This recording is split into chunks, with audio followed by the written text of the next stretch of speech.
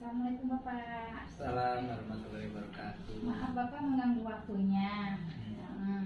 Di sini saya ada tugas calon guru penggerak angkatan 7 tentang praktek pengambilan keputusan yang selama ini Bapak jalankan.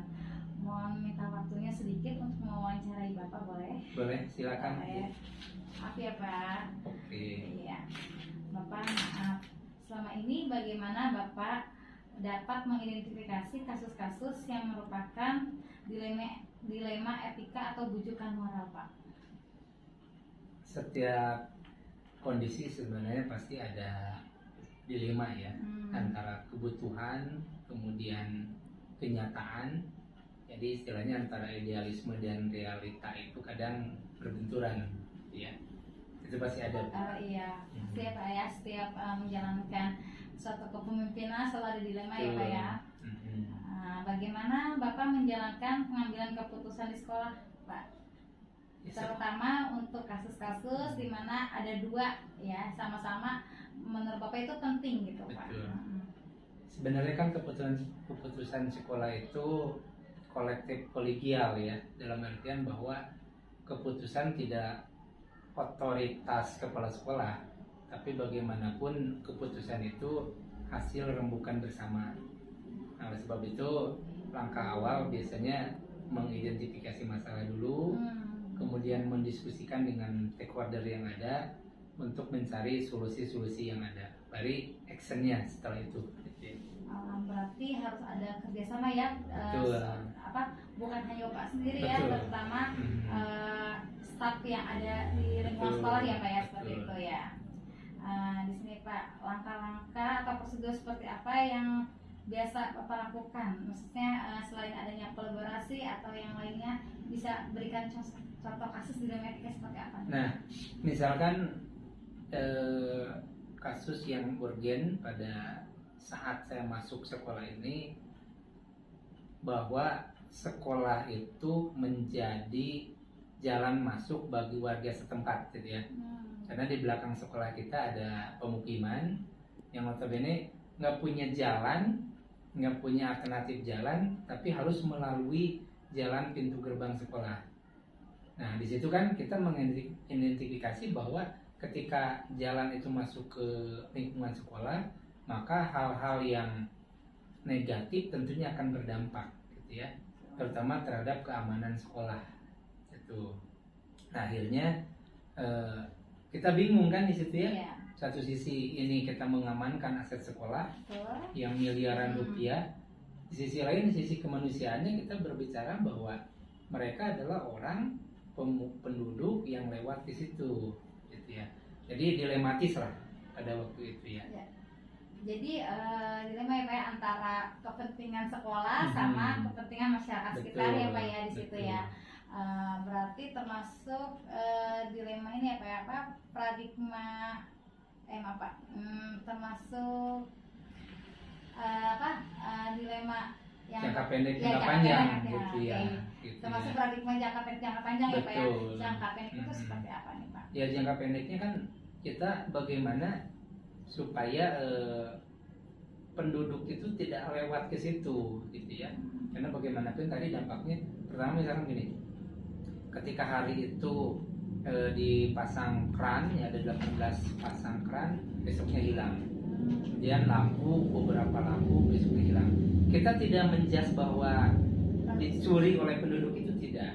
Tetapi karena jalan akses masuk satu-satunya ke situ, otomatis kan orang siapapun bisa lewat, ada kesempatan di situ, maka ada berbuat hal yang negatif. Gitu. Jadi kita ibaratnya bukan mencurigai ya Pak ya. Betul, nggak mencurigai, tapi karena cuman tentang keamanan sekolah ya Pak ya, gitu ya. Jangka pendeknya berarti kan tidak aman. Tidak aman. Kalau jangka panjangnya Pak? Ya, jangka panjangnya bahwa ini aset negara yang harus dilindungi gitu ya. Maka jangka panjangnya itu bagaimana solusinya, win-win solution gitu ya. Kita aman, kemudian penduduk juga tidak merasa ditutup jalannya. Gimana caranya begitu? Ya, betul ya Pak ya. Jadi biar ini biar sama-sama menguntungkan ya Pak ya. Jadi ada nilai apa nih Pak? Apa nilai-nilai yang saling bertentangan itu antara? Nah, yang bertentangan ya tadi antara sisi kemanusiaan, kita ingin menolong penduduk lewat situ, tapi di sisi lain aturan bahwa ini aset pemerintah yang tidak bisa tidak aman gitu ya. Nah, maka barangkali nanti ke langkah-langkah ya, langkah-langkah yang diambil. Pertama, kami mendatangi RT RW ya, kemudian menghubungi kelurahan, menghubungi kecamatan, kemudian menghubungi Satpol PP dari Polsek dan sebagainya. Kemudian baru setelah itu kami merembukan, tentunya dengan intern ya, recorder yang ada, merembuk bagaimana caranya. Ya satu-satunya ditutup jalan itu ya. Nah, kemudian kami membuat undangan kepada warga, dikumpulkanlah di sekolah yang terdiri dari sekolah, dari pihak luar, di kecamatan, kemudian dari penduduk setempat, RT RW dan sebagainya. Kita merembuk gitu ya. Biarpun sementara Pak ada penolakan ya dari mereka itu, karena merasa bahwa mereka sudah jauh lebih lama tinggal sebelum sekolah ini berdiri. Ini Pak, ada lagi pertanyaannya Pak. Di sini apa saja nih yang selama ini tantangan bagi Bapak gitu untuk pengambilan keputusan tersebut? Tantangannya itu pertama ditolak oleh masyarakat tadi. Nah, tetap merasa bahwa ingin ada jalan yang masuk ke lingkungan sekolah, itu tantangan. Yang kedua tantangannya, mereka tadi tinggal lebih lama dibanding sekolah berdiri gitu ya. Yang ketiga bahwa tantangannya, mereka itu notabene penduduk yang tanda kutip ya dikenal ya jawara lah gitu ya. Berarti kan itu tantangan gitu bagi sekolah. Berarti dalam dilematika ini ada beberapa yang terlibat ya Pak ya. Berarti dari pihak sekolah, masyarakat, RT RW sampai kecamatan mungkin ya Pak ya. Ada, ya. Sampai kelurahan, karena menyangkut jalan keluar masuknya masyarakat yang ada di sekitar ya Pak ya di sini ya. Dan jelas kita tidak mau ada ekses yang ini ya, inginnya diterima aman nyaman gitu.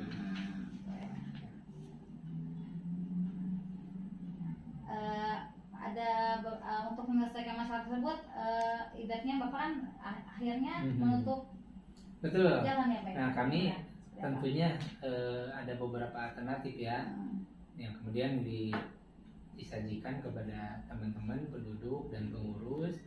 Nah, bagaimanapun kita minta harus ditutup, tapi dengan ada akses tetap masuk, jadi ada solusi gitu ya. Mereka ditutup tapi ada alternatif jalan lain gitu. Nah, akhirnya alhamdulillah ya, dengan musyawarah dan mufakat jalan itu bisa ditutup untuk penduduk, kemudian penduduk bisa mencari alternatif jalan yang baru. Berarti penduduk sekitar mulai menerima ya menerima. Jadi keputusan berarti Bapak memilih keputusan akhir ya Pak ya. Akhirnya sekolah tetap di gerbang ya Pak, ditutup ya di warga pagar ya gitu ya. Jadi warga sekitar punya alternatif jalan selain melalui sekolah ya Pak, seperti itu. Terus ada lagi nih Pak.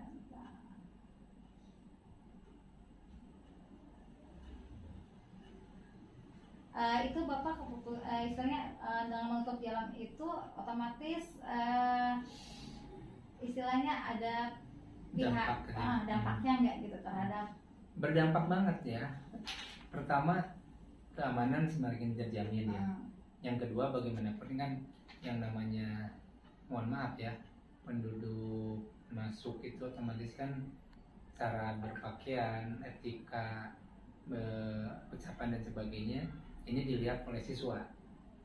Akhirnya berdampak pada ada diikuti oleh siswa gitu ya.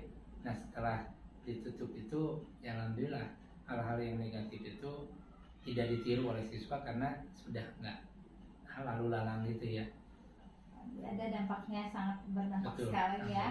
Bahkan mungkin kerannya nggak hilang lagi ya. Dulu kan yang bukan hanya itu, fasilitas sudah aman lah gitu ya, bagi fasilitas gitu ya. Ya perilaku juga kan Iya, dulu betul. kalau misalkan penduduk lewat merokok gitu kan dilihat siswa kan nggak baik juga. Iya betul ya, Bu. Tidak menciptakan yang baik ya Pak di sini ya. Apakah Bapak dalam sebuah ada jadwal tertentu untuk menyelesaikan dilema etika ini, ada Iya. waktu rentangnya nggak Pak maksudnya? Ada, Untuk menyelesaikan jadi itu. ya pertama kan rentangnya kami penjajakan dulu ya ke penduduk, kemudian mengikut sertakan pemerintah setempat, nanti pemerintah setempat juga ngobrol dengan penduduk gitu ya, jadi ada jeda, jadi nggak ujuk-ujuk tutup gitu ya. Berarti kira-kira itu berapa tuh waktunya Pak? Nggak lama sih ya, sekitar 1 bulanan lah ya. 1 Jadi, bulanan untuk proses akhir ya, itu, penutupan pagar sekolah ya jalan Pak ya. jalan masuk sekolah. Pak, adakah seseorang atau faktor-faktor yang selama ini mempermudah Bapak gitu membantu dalam pengambilan keputusan? Ada jelas, karena kan di sini yang yang berperan untuk lingkungan itu adalah kepala desa ya. Itulah yang paling berperan.